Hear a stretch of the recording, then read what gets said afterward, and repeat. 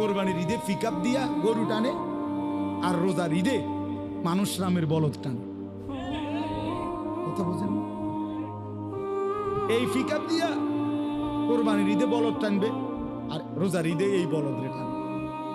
আজ থেকে 1 বছর আগে, মানে গত বছরের আগের বছর, বসির কোন বছর? গত বছর আগের বছর সফওয়ানের আমি কইছি না, গত বছরের আগের বছর, হ্যাঁ গত বছরের আগের বছর আমি এরকম রোজার ঈদের নামাজ পড়াইয়া আসতেছিলাম আমার গাড়িতে করে বাসার দিকে।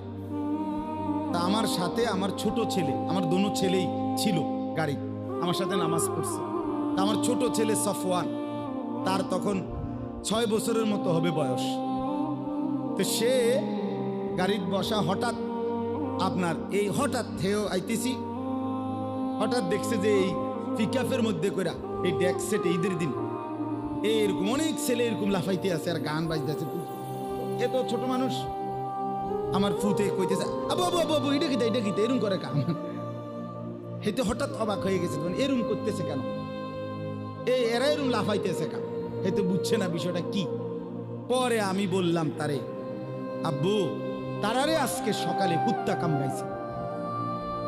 হ্যাঁ হ্যাঁ, আমার এই বয়ান আছে এখনো, গত বছরের আগের বয়ানটা এখনো নেটে আছে।